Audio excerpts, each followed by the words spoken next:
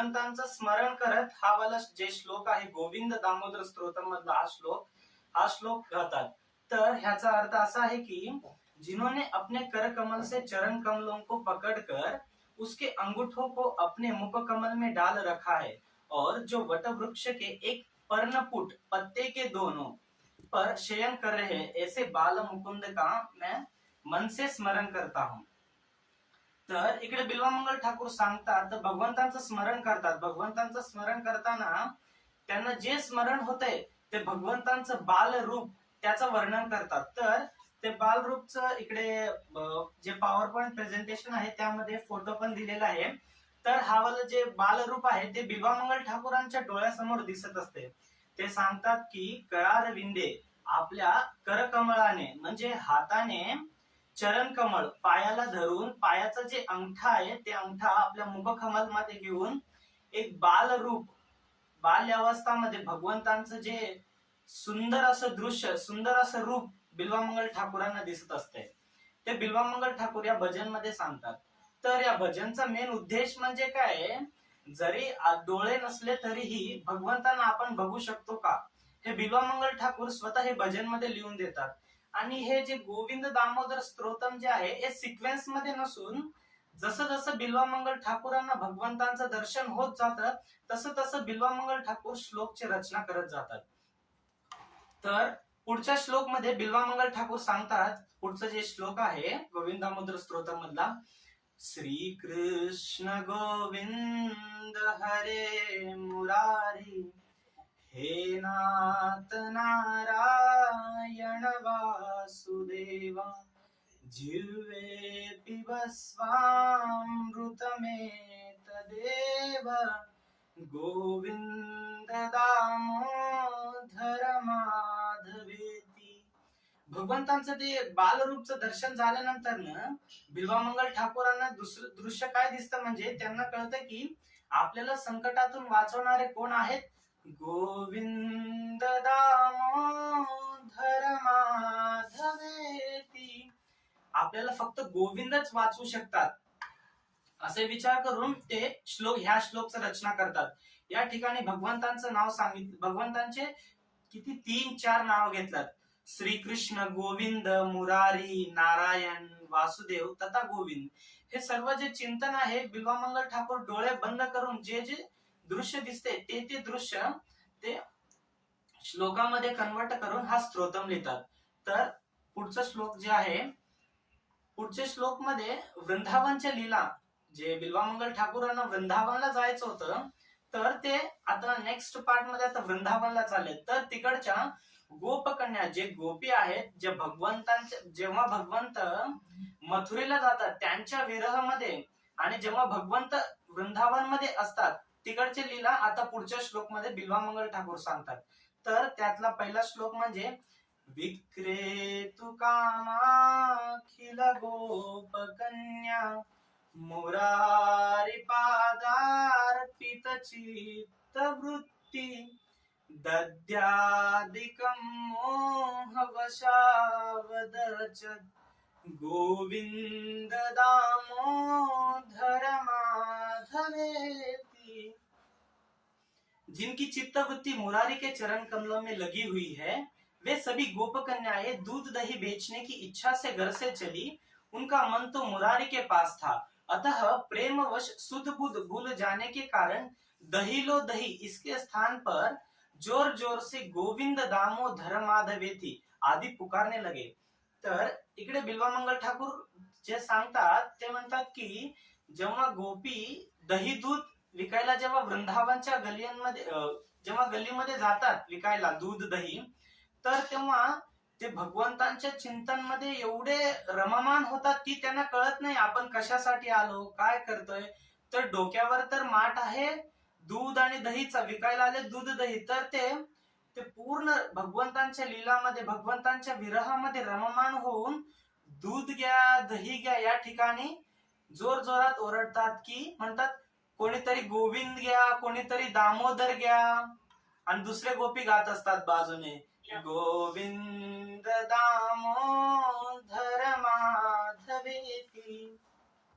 तर असंच एक लीला आहे वृंदावन मधलं, जेव्हा राधाराणींना यशोदा मैया बोलवते, म्हणजे राधाराणी तिकडे यशोदा मैयाचे नंद महाराजांच्या नंद महालापासून जात असते, तेव्हा यशोदा मैया राधाराणीला बोलवते. राधाराणीला बोलवून तर राधाराणींना एक सेवा देते. राधाराणींना म्हणते की ए राधे, तू काय कर, एक माठ देतात, माठ देते. मग यशोदा मैया सांगते की राधे, तू आता काय कर, एक दूध जे आहे ना, एक दूध आणि दही ह्याला मंथाने कर, मंथाने करून याच्यातनं माखन बनव, की हे माखन कृष्ण मुरारी खाणार आहे, तर तू काय कर, याला मंथाने कर. तर राधाराणी तर एक्झॅक्टली म्हणजे तिकडनं फिरत असते, कारण की भगवंतांचं दर्शन व्हावं, त्यामुळे ते नंद महाराजांच्या महलापासून आजूबाजूने तिकडे दारासमोरून इकडे तिकडे फिरत असते. तर तेव्हाच यशोदा मैया बोलवते. मग ते मटका वगैरे दिला जातो राधाराणीला मंथानी करण्यासाठी. मग मंथानी करायला दिल्यावर मटका देतात. मग यशोदा मैया बाजूच्या मटक्यामध्ये ठेवतात दूध आणि दही, सांगतात की ह्या मटक्यामध्ये ओतून तू काय कर, मंथानी कर. तर राधाराणींचं शरीर तर इकडे मटक्यापाशी आहे, पण जे मन आणि हृदय आहे ते बाजूच्या रूम मध्ये भगवंत तिकडे झोपलेले असतात. पूर्ण तिकडे असते मन वगैरे, काय चाललंय काय कळत नाही. तर काय करते राधाराणी, तिकडे माठ मध्ये मंथाने टाकते, पण दूध आणि दही टाकायचंच विसरते. मग मंथाने जोर जोरात घर घर आवाज येते. 5 मिनिट होते, 10 मिनिट होते. मग यशोदा मैया बाजूच्या रूम मध्ये असते, किचन मध्ये. तर यशोदा मैया तिकडनं आवाज ऐकते, आवाज काहीतरी वेगळा दिसतोय, वेगळा आवाज येतोय. तर यशोदा मैया येते. यशोदा मैया आल्यावर बघते तर काय, मंथाने तर सुरू आहे. बघितलं तर माठ मध्ये दूध आणि दहीच नसते. तर राधाराणीला म्हणते, राधे तू काय करत आहे, तुला काय सांगितलं, काय करत आहे. तेव्हा राधाराणी घाबरते, घाबरून म्हणते की मैया तुम्ही काय सांगितलं तेच काम करत आहे, काय करते बघ एकदा माठेत काय आहे. तर बघतं तर काय, माठ मध्ये काहीच नसतो, फक्त मंथाने घर घर फिरत असते. तेव्हा राधाराणी मनामध्ये गात असती, गोविंद दामोदर माधवेती. तर आणि इकडे जे बिल्वमंगल ठाकूर या श्लोक मध्ये जे सांगितले की गोपी कृष्ण घ्या, दामोदर घ्या, गोविंद घ्या म्हणत आहेत, तर खरंच ते भगवंतांना विकू शकतात का. तर पुढच्या स्लाइड मध्ये जे श्लोक दिलेले ते भक्ती विनोद ठाकूर सांगतात की कृष्ण से तोमार कृष्ण दीते पार तोमार शक्तियाचे. तर इकडे कृष्ण आपके हृदय के धन आहे, इकडे सांगतात की भक्ती विनोद ठाकूर कृष्ण कोणाच्या हृदयाचे धन आहे, ते त्यांच्या शुद्ध भक्तांच्या. तसंच एक गोपी जे विकायला लागलेत म्हणजे हे भगवंतांचे भक्त आहेत, कृष्ण ह्यांच्या प्रॉपर्टी आहेत, हे विकू पण शकतात, विकत घेऊ शकतात. जसं की भगवंत साक्षी गोपाल पण भक्तांसाठी विटनेस देण्यासाठी आले, म्हणजे ते भगवंत जे आहेत भक्तांचे प्रॉपर्टी आहेत. त्यामुळे आपण जे शुद्ध भक्त आहेत ते भगवंतांना विकूही शकतात, भगवंतांना आपल्या सेवेतही लावू शकतात, भक्ती विनोद ठाकूर पण सांगतात. आणि पुढच्या श्लोक मध्ये वृंदावन लीला, अजून वृंदावनचाच लीला चालू राहणार. आता बिल्वमंगल ठाकूर पुढच्या श्लोक मध्ये सांगतात, गृहे गृहे गोपवधू कदंबा सर्वे मिलित्वा समवाप्य योगम पुण्यानि नामानि पठन्ति नित्यं गोविंद दामोदर माधवेती. या श्लोक मध्ये बिल्वमंगल ठाकूर पूर्ण वृंदावनचं म्हणजे वृंदावनचे जे तिकडे राहणारे ब्रजवासी आहेत त्यांच्या मनोवृत्ती, त्यांच्या चित्तवृत्ती बद्दल सांगतात. तिकडे जे सर्व गोपी आहेत, ब्रजवासी आहेत, ते त्यांच्या मनात नेहमी भगवंतांबद्दलच चर्चा. आणि जेव्हा ते एकत्र येतील, गोप सखा ते आल्यावर ते एकच चिंतन करायचे, गोविंद दामोदर माधवेती. जरी जसे श्रीमद भागवतम मध्ये पण सांगितलं गेलं, जेव्हा नारदजी विचारतात की तुमचे शुद्ध भक्त एकत्र आल्यावर ते तुमचे भक्त आहेत का, कसं कळतंय. तर तेव्हा शास्त्रामध्ये असं सांगितलं गेलं की मच्चित्ता मद्गत प्राणा बोधयंता परस्पर कथयंतश्च माम नित्यम तुष्यंती चरमंती च. तेव्हा असं सांगितलं गेलं की जे माझे शुद्ध भक्त आहेत ना, ते जर दोघ जण एकत्र आले तर ते काय करतील, ते माझं चिंतन करतील आणि कोणाविषयी बोलतील, कोणाच्या लीलाविषयी बोलतील, तर सांगतात की ते फक्त आणि फक्त माझ्याच विषयी. तसं बिल्वामंगल ठाकूर पण इथे तेच सांगतात, गृहे गृहे गोप वधू कदंबा, ब्रज के प्रत्येक घर में गोपांगनाएं एकत्र होने का अवसर पाने पर, जेव्हा गोपींना असा वेळ भेटतो की एकत्र येऊन बोलायचं, तेव्हा झुंड की झुंड आपस में मिलकर, जेव्हा एकत्र पूर्ण ग्रुप मध्ये जेव्हा भेटतात, इकडे फोटो पण दाखवलं गेलं की जेव्हा सर्वजण काम आवरून संध्याकाळच्या वेळी गोपकन्या गोपिया सर्वजण एकत्र बसतात, तेव्हा ते आपस में मिलकर उन मनमोहन माधव के गोविंद दामोदर माधव इन पवित्र नामों का नित्य पडा करती है. वृंदावनच्या लीलेमध्ये असं सांगितलं गेलं की जेव्हा हे गोप गोप्या एकत्र येऊन भगवंतांबद्दल चर्चा करत असतात, तर तिकडे बाजूच्या झाडावर पोपट येतात. दोन पोपट येऊन ते मिठू मिठू आवाज करत असतात. तर ते मिठू मिठू आवाज करताना हे गोपींना डिस्टर्ब होतंय. डिस्टर्ब म्हणजे जे भगवंतांच्या लीलांबद्दल चर्चा करत असतात, तर त्यांना त्या आवाजाचं डिस्टर्ब होतंय.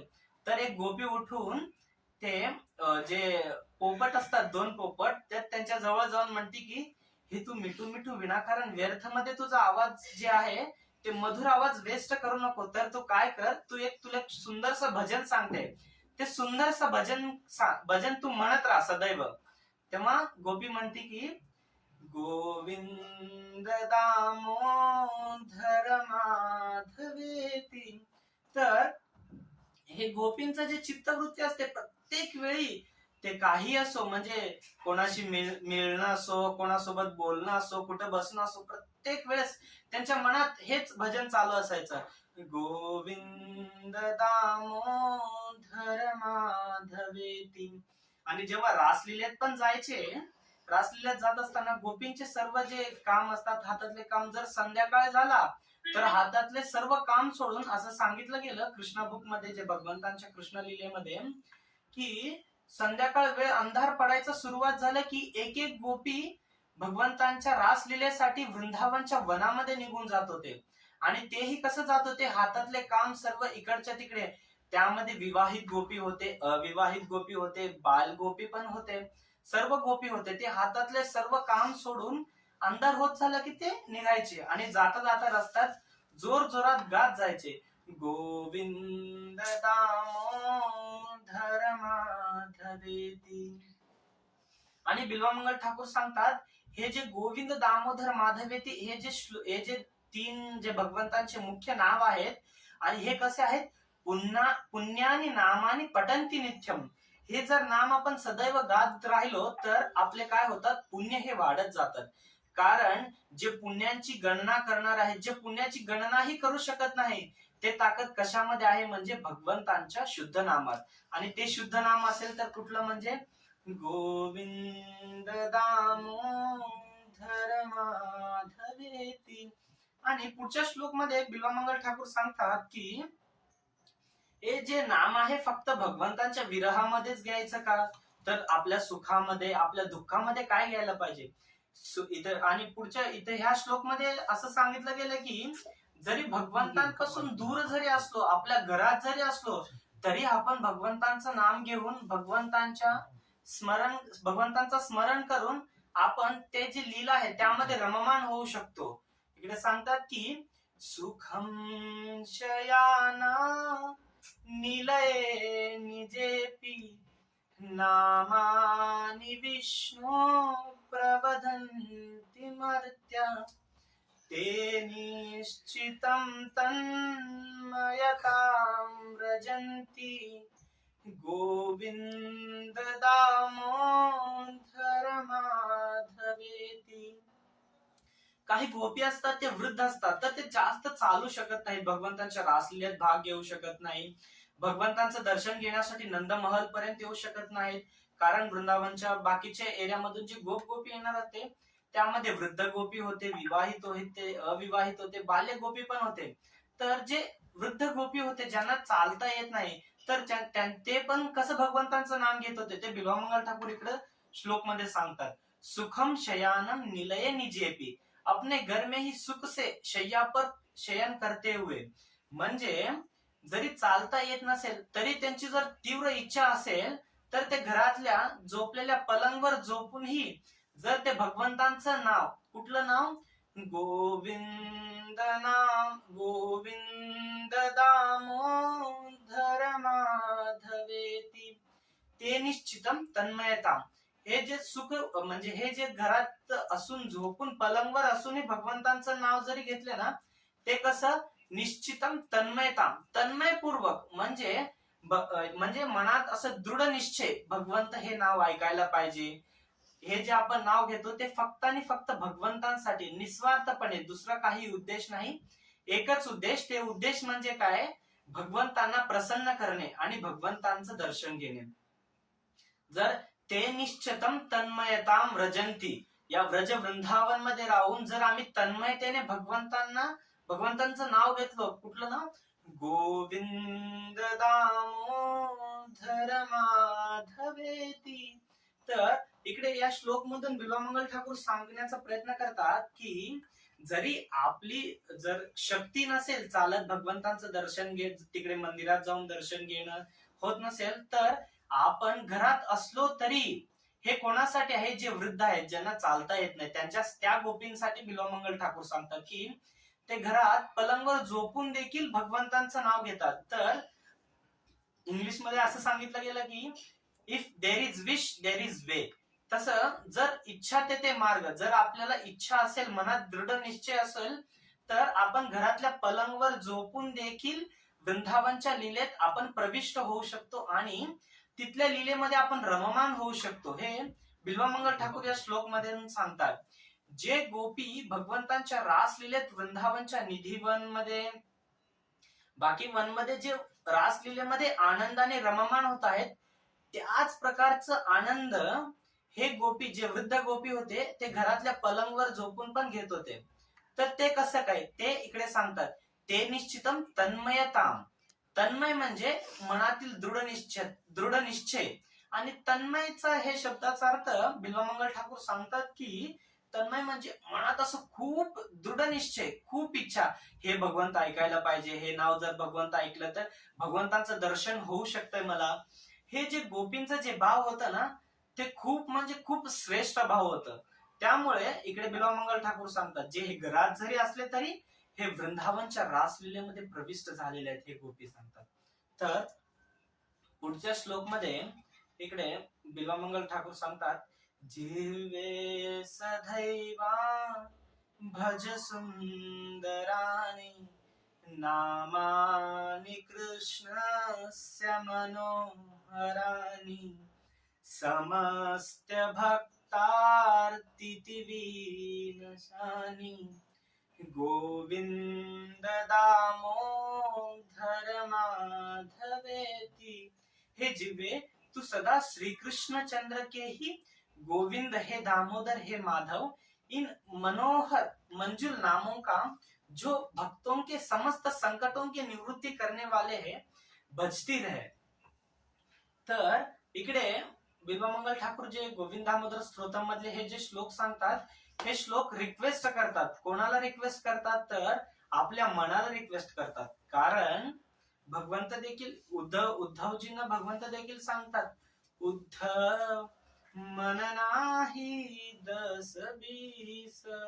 जेव्हा भगवंत द्वारकेला निघतात, तेव्हा उद्धवांशी जेव्हा वार्तालाप चालू असतो, तेव्हा भगवंत उद्धवजींना भगवंतांना वृंदावनचं आठवण येत असते. तेव्हा उद्धवजींना सांगतात, हे उद्धव मोही ब्रज विसरत नाही, हे उद्धव मोही ब्रज विसरत नाही, वो वृंदावन की कुंज गलीना.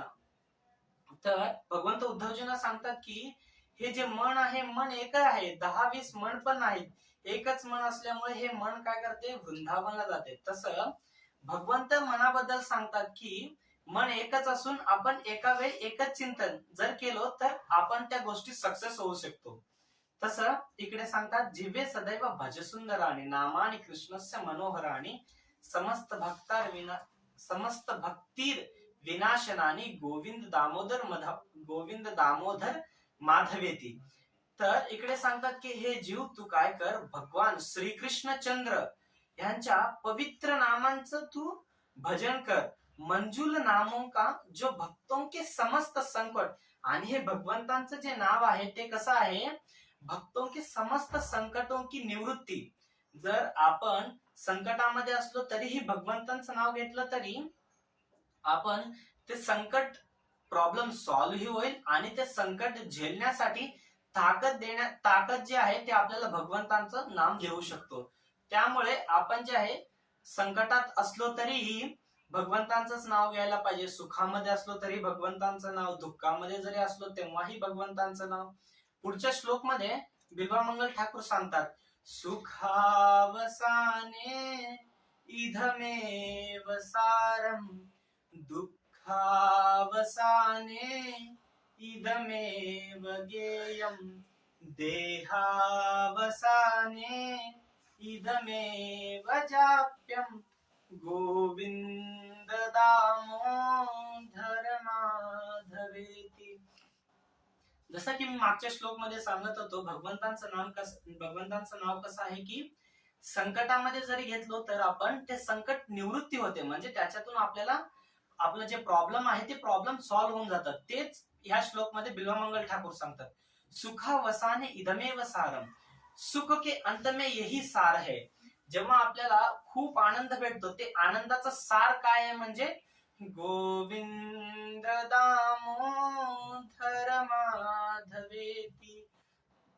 जे आपल्याला सुख भेटलेलं आहे ते सुखचं सार म्हणजे ऍट द एंड आपल्याला काय पाहिजे, तर गोविंद दामोदर माधवेती, भगवंतांचं जे नाव आहे तेच नाव आपल्याला सुख देणार आहे. आणि दुःखावसाने इदमेव गेयम, दुःख के अंत में यही गाणे योग्य है. जर आपल्या जीवनात खूप संकट आले, खूप दुःख आले, तर आपण आपल्याला प्रॉब्लेमचं सोल्युशन काय आहे, म्हणजे ते भगवंतांचं नावच आहे. दुःख के अंत में यही गाणे योग्य आहे. जर खूप दुःख वाटलं तर आपण काय करायला पाहिजे, गोविंद दामोदर माधवेती. भगवंतांचं जे नाव आहे गोविंद दामोदर माधव, हे नाव आपण स्मरण आणि त्याचं चिंतन करायला पाहिजे. हे नाव आपण स्मरण चिंतन केल्यावर काय होतं, आपले हे जे दुःख आहे ना ते दुःख दूर होतात. आणि पुढे सांगतात, देहावसाने इदमेव जाप्यम. तर पुढे असं सांगितलं गेलं की शरीर का अंत होने के समय भी यही मंत्र जपणे योग्य आहे.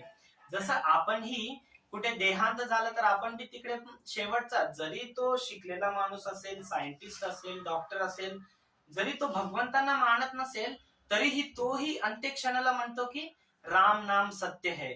तेव्हा अंत्यक्षणी त्याला भगवंतांचा आठवण येतो. तेव्हा त्याला कळतं की या जीवनात आपण कितीही शिक्षण घेतलं, कितीही पैसा कमवला, तर हे जेव्हा हे शरीर निघून जातो तेव्हा आपण मी डॉक्टर आहे, मी इंजिनियर आहे असं म्हणून काही उपयोगच नाही. तेव्हा तोही गायला सुरुवात करतो.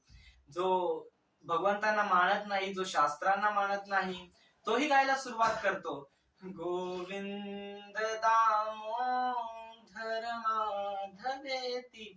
कारण त्यालाही माहित असते की या जे अंत्यक्षण आहे या क्षणाला फक्त एकच जण वाचू शकतात, ते कोण आहेत, भगवान श्रीकृष्ण आहेत. त्यामुळे तोही तेव्हा गाऊ लागतो. मग पुढच्या श्लोक मध्ये इकडे बिल्वमंगल ठाकूर सांगतात, जीवे सखे मधुर प्रियत्वम, सत्यम हितम त्वाम परमं वदामि,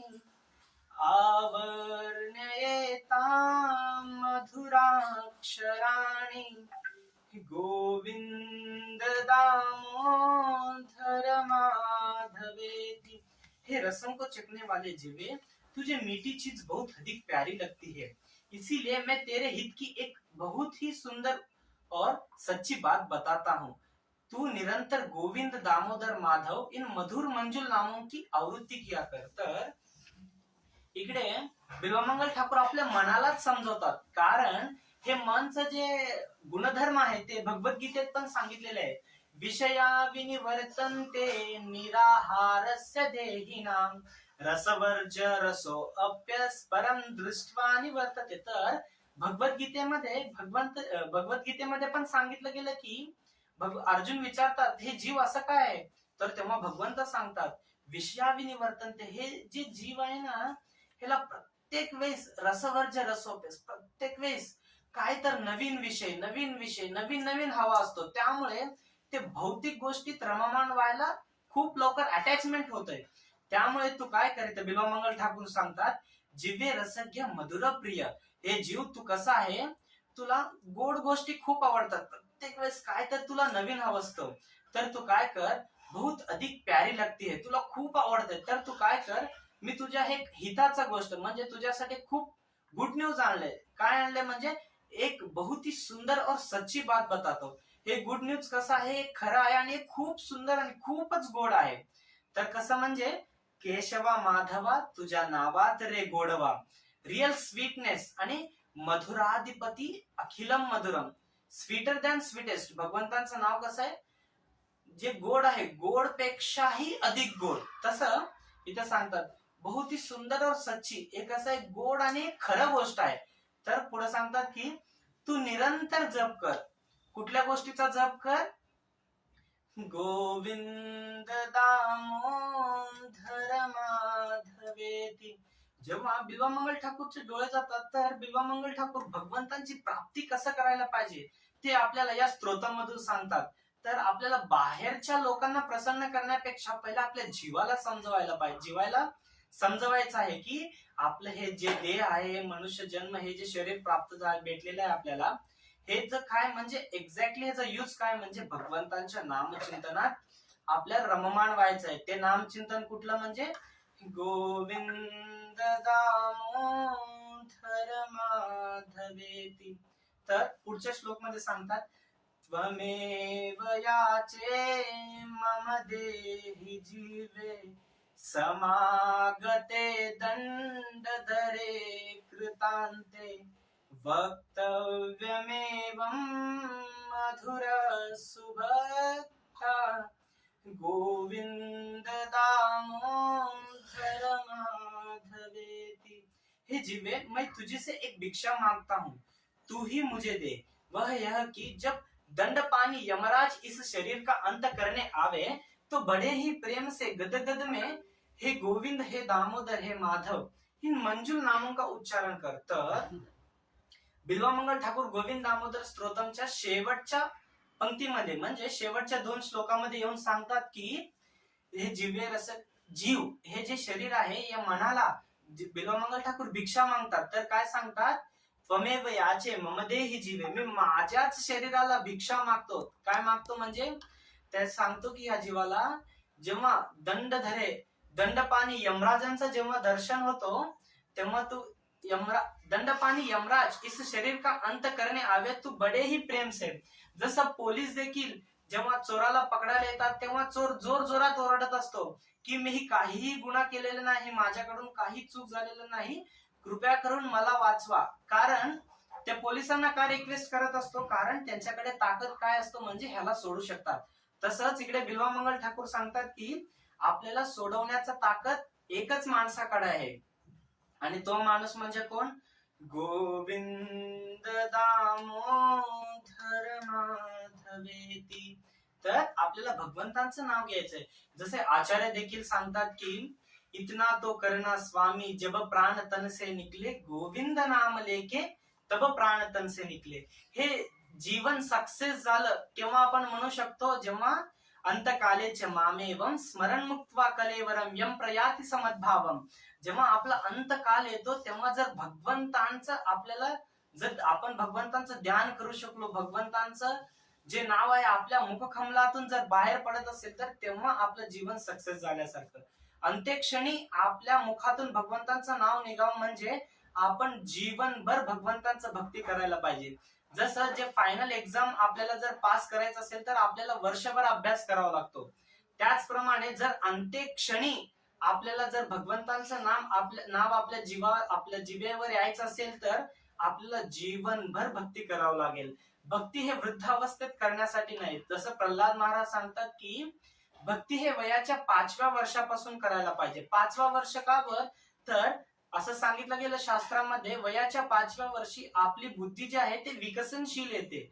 विकसनतेच्या म्हणजे क्षमतेवर येते, तेव्हा जे आपण ऐकतो ते आपण आपल्या म्हणजे मनामध्ये डोक्यामध्ये स्थित करू शकतो वयाच्या 5व्या वर्षी. त्यामुळे प्रल्हाद महाराज सांगतात की कमीत कमी वयाच्या 5व्या वर्षी भक्ती सुरू करायला पाहिजे. पुढचं जे श्लोक आहे हे गोविंद दामोदर स्तोत्रम आणि आपल्या सेशनचा लास्ट श्लोक असेल, वेळही संपत आलेला आहे.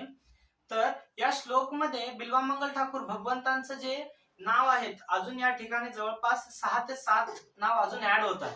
तर श्रीकृष्ण राधा वर गोकुलेश गोपाल गोवर्धननाथ विष्णु जिह्वे पिबस्वामृतमेतदेव गोविंद दामोदर माधवेति. हे जीवे तू श्रीकृष्ण राधा रमण व्रजराज गोपाल गोवर्धन नाथ विष्णू गोविंद दामोदर. इकडे भगवंतांचं नाव बिल्वामंगल ठाकूर भगवंतांचे 10-11 नावं सांगतात. जरी तुला गोविंद दामोदर नाव जरी घेता नाही आलं तरी तू फक्त भगवंतांचं हे नाथ म्हणून जरी तू बोलवला तरी भगवंत ऐकतील. कारण भगवंत श्रीमद भागवतम मध्ये पण सांगितलेले स्वल्पमप्यस्य धर्मस्य त्रायतो महतो भयत. जरी तू माझ्यासाठी माझं एखादं जरी नाव गेलं स्वल्पमप्यस्य धर्मस्य त्रायतो महतो भयत, तर तुला मी हे जे भौतिक संसार आहे या पुनरपी जननम 84 लक्ष योनीमधून तुला मी मुक्त करेन. तर हे जे बिल्वामंगल ठाकूरांचं जे गोविंद दामोदर स्तोत्रम आहे खूप आणि खूप सुंदर आहे. तर आपण हे म्हणजे आपल्या जीवनात उतरवण्यासारखे श्लोक आहेत. तर इस्कॉन बीड, IYF आणि इस्कॉन सोलापूर प्रत्येक ठिकाणाहून भक्त जॉईन झाले. तर सर्व भक्तांच्या चरणी या दासचा दंडवत स्वीकारा आणि जे काही चुकलं तरी कृपया करून माफ करा. वांछा कल्पतरुभ्यश्च कृपा सिंधु उभयव च पतितानां पावनेभ्यो वैष्णवेभ्यो नमो नमः. हरे कृष्ण. हरे कृष्णा. खूप खूप धन्यवाद प्रोजनचा. आज सुंदर असा क्लास प्रोजन दिला. मागच्या वेळेस तब्येत ठीक नसल्यामुळं काही करता आलं नाही, तर ह्या